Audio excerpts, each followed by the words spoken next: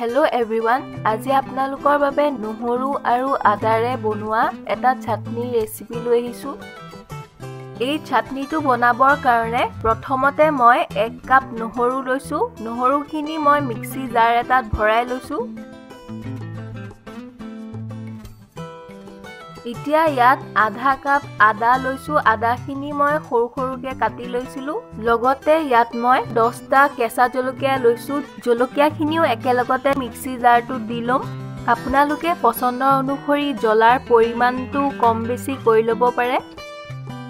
এতিয়া মই ইয়াত লৈছো সৰু চামুচেৰে 1 চামুচ চিনি আৰু সৰু চামুচেৰে আধা চামুচ নিমখ। এতিয়া এইখিনিও মিক্সি জাৰটোত দি লম।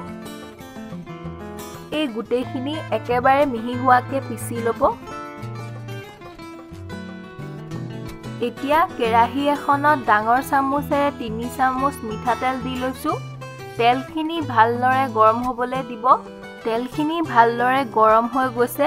এতিয়া মই ইয়াত কেইখিলামান নৰসিংহৰ পাত দি লৈছো।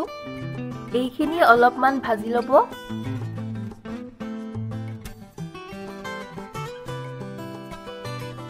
এতিয়া ইয়াত পিছি থোৱা আদা আৰু নহৰুৰ পেষ্টখিনি দি ল'ব।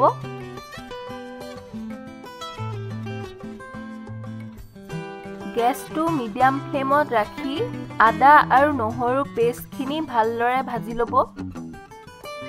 চাটনিখিনি এতিয়া 10 মিনিট সময়ৰ কাৰণে ভালদৰে ভাজি ল'ব। এতিয়া মই ইয়াত ডাঙৰ চামুচেৰে 1 চামুচ আমচুৰ পাউডাৰ দিছো। আপোনালোকে আমচুৰ পাউডাৰ ব্যৱহাৰ নকৰাকৈও চাটনিটো বনাব পাৰে।